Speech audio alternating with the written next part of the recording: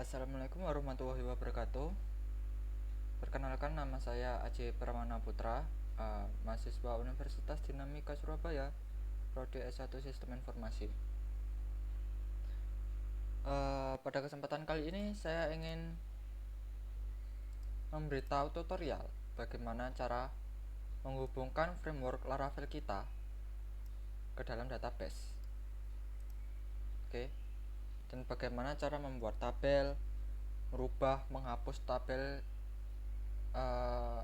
kolom yang ada di dalam. Oke. Yang pertama-tama kita perlukan adalah membuat project Laravel dulu. Di sini saya menggunakan Laravel 7. Seharusnya nggak berbeda jauh jika kawan-kawan menggunakan Laravel 8. Yang berikutnya kita butuhkan adalah exam. Jadi sini saya akan menjalankannya dulu. Oke. Kalian bisa download di website resminya untuk examnya sesuai kebutuhan Laravelnya, requirementnya. Oke. Berikutnya kita buka Laravel 7-nya. Oke. Dalam melakukan konfigurasi database, apa yang kita perlu lakukan terlebih dahulu? Yang pertama, kita pergi ke .env-nya. Nah, kawan-kawan bisa melihat di sini ada banyak sekali. Ya, nggak seberapa banyak sih. Di sini adalah konfigurasi database. Gitu. Jika ingin kita merubah database name-nya, maka kita rubah di sini. Jika kita merubah username-nya, maka di sini. Sesuaikan kebutuhan.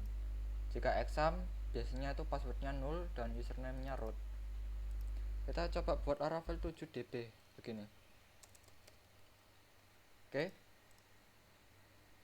Untuk db connection, db host, port, database, username, dan password ini nanti akan mengarah ke config lalu ke database.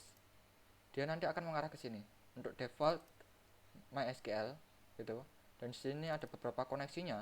Ada SQLite, MySQL, PGSQL, SQL Server, dan lain sebagainya. DB URL, DB host, port, database, username, password semua ada di sini. Gitu. Jadi dari sini nanti akan mengirimkan data-datanya ke sini. Oke, gitu. Oke, setelah konfigurasi, kita perlu konfigurasi nama DB-nya saja, gitu, karena itu adalah yang terpenting. Lalu kita berikutnya membuka php-admin-nya.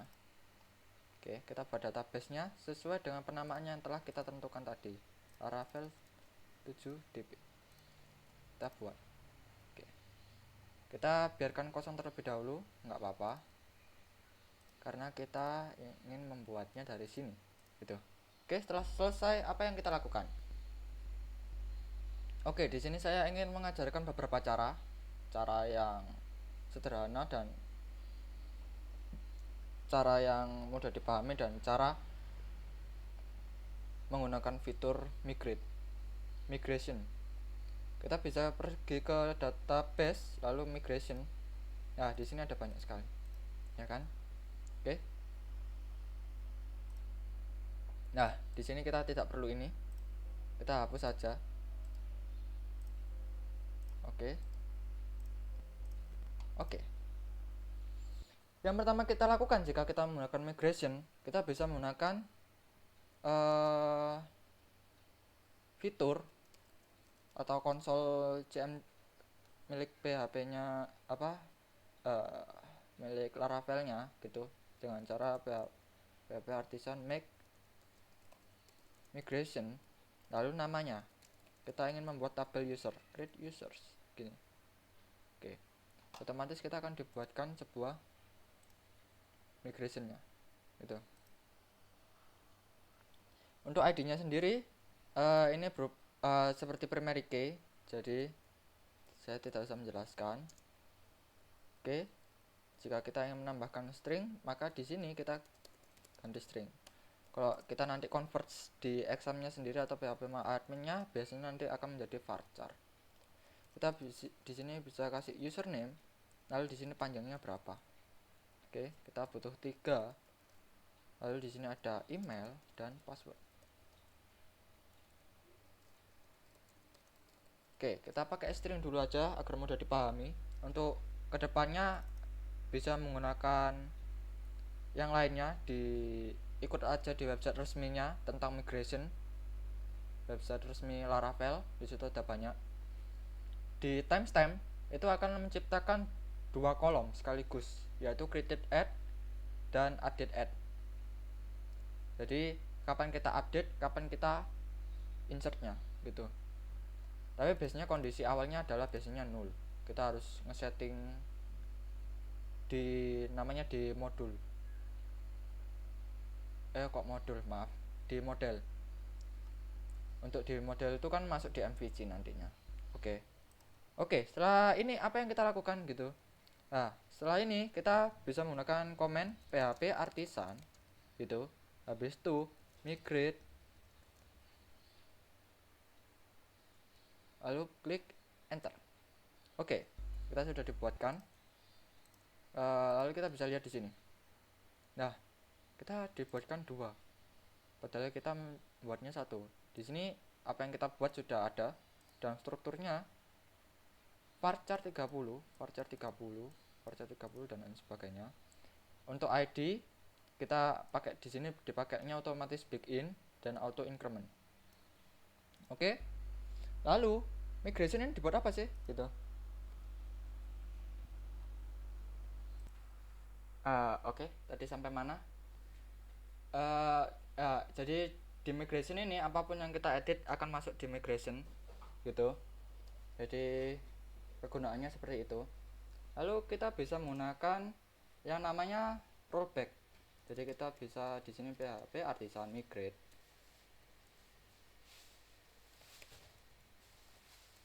rollback. Nah, kita bisa menggunakan ini. Kegunaannya apa sih PHP migrate rollback itu? Jadi apapun yang kita edit pada saat kita menjalankan migrate-nya, dia akan dikembalikan ke sebelum kita melakukan migrate gitu. Nah, jadi di sini otomatis akan kembali seperti sebelum kita menginstal usersnya. Oke, itu cara sederhana menggunakan migrate. Oke, jadi di sini kita mencoba untuk ngeditnya di root. Oke, agar lebih mudah dipahami. Oke, jadi kita pergi ke root. Pertama kita membuat dulu rootnya, jadi root get. Lalu kita di sini adalah create users gitu. Lalu ini kita variabelnya kita hapus saja. Lalu kita copy ini di sini.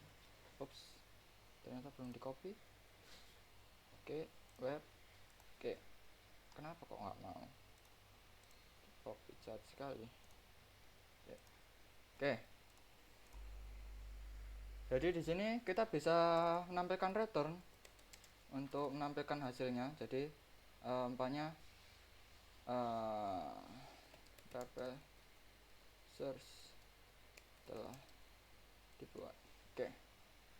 Jadi seperti ini. Lalu kita bisa menjalankan PHP artisan. Lalu kita jalankan di browser. Oke, lalu kita akses URI-nya. Oh, ternyata ada error. Kenapa error?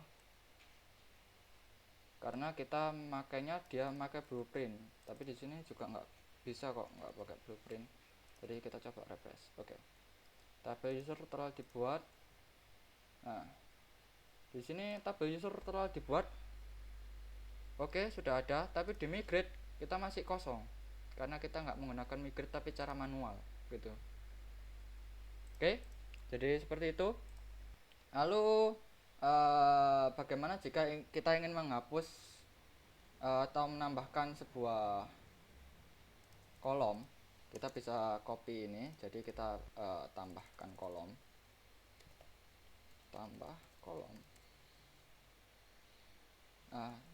ya tambah kolom aja.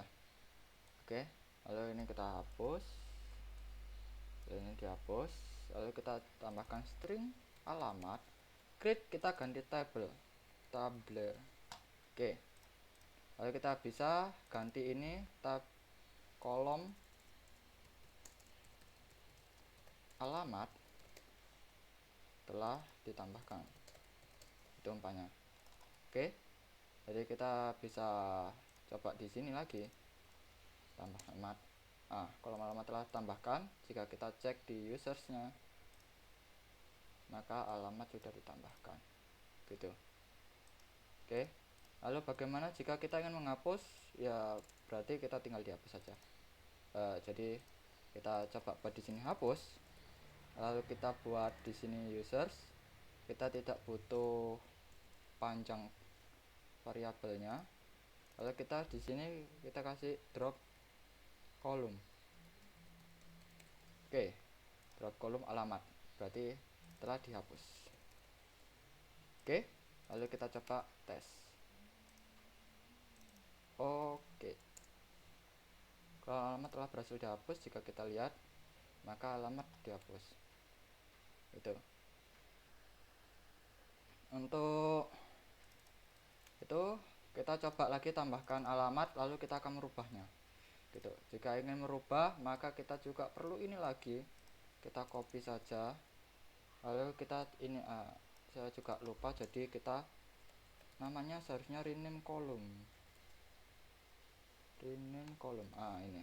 Jadi from itu adalah sebelumnya alamat tuh yang baru, alamat baru. Oke, ini kita bisa hapus.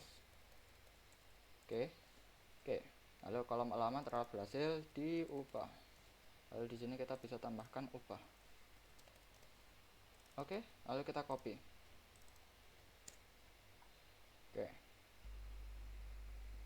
Oke, jika ada terjadi error seperti ini, berarti ada yang belum kita install.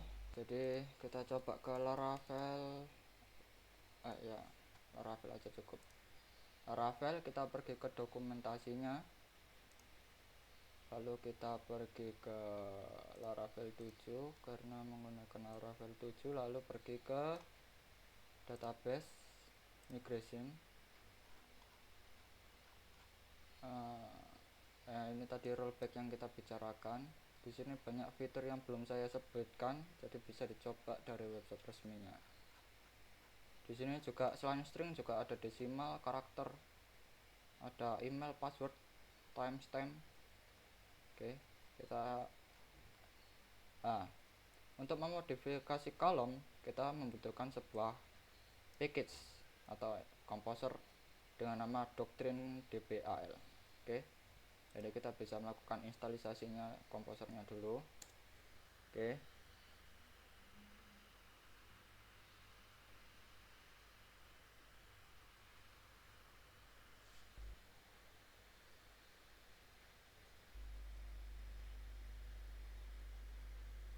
Oke, sudah, kita bisa jalankan PHP Artisan Serve. Lalu kita coba lagi.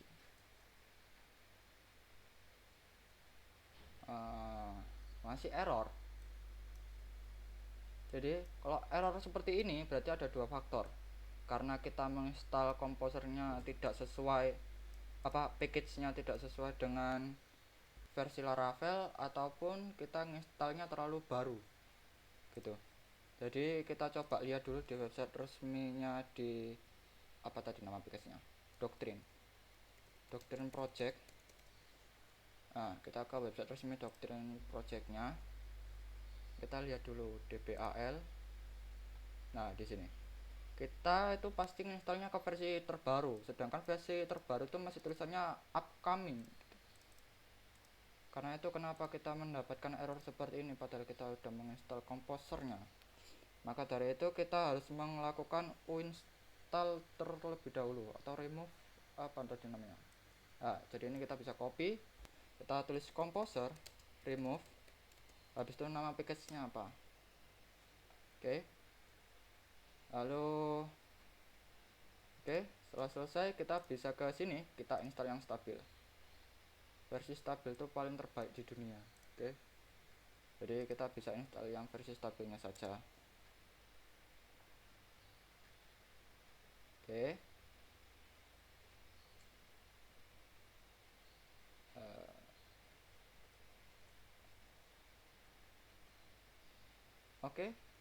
Lalu kita php artisan serve, jar-nya sudah nggak error, kita jalankan.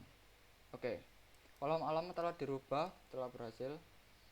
Nah, jadi di sini ada alamat baru yang telah kita ganti tadi. Oke. Oke, jadi alamat dirubah menjadi alamat baru. Lalu bagaimana jika kita ingin membuat sebuah foreign key gitu. Jadi kita membuat sebuah tabel lagi dengan nama saldo saldo create saldo. Jadi di sini kita bisa memberikan saldo. Habis itu di sini kita bisa kasih ID users. Habis itu kita buat yang sederhana aja, saldo. Oke. Lalu ini kita bisa hapus semuanya, yang ini aja. Oke, lalu kita bisa membuat di sini table gitu, table. Lalu foregin sebentar, foregin constraint. Nah, di sini. Jadi ini kita bisa copy aja, terlalu panjang. Nah, ID users kita samakan di sini, ID users. Oke, di sini ID. Jadi maksudnya kita memanggil dengan nama kolom ID di tabel users gitu. Oke. Nah, lalu kita buat gini, tabel saldo telah dibuat gitu. Lalu kita coba run, apakah berhasil atau tidak. Create saldo, tabel saldo telah dibuat gitu. Lalu kita coba lihat, tabel saldo sudah dibuat, users juga udah ada. Nah, untuk foreign key kita pasti akan diberikan sebuah relasinya. Nah, seperti ini. Baik. Kenapa relasinya hilang? Gini. Jadi begitu. Migration ini kita kan nggak butuh, cuman itu aja.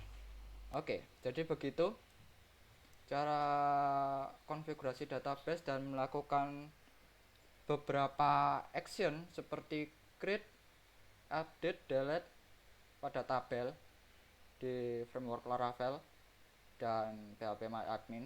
Jadi sekian episode kali ini. Assalamualaikum warahmatullahi wabarakatuh.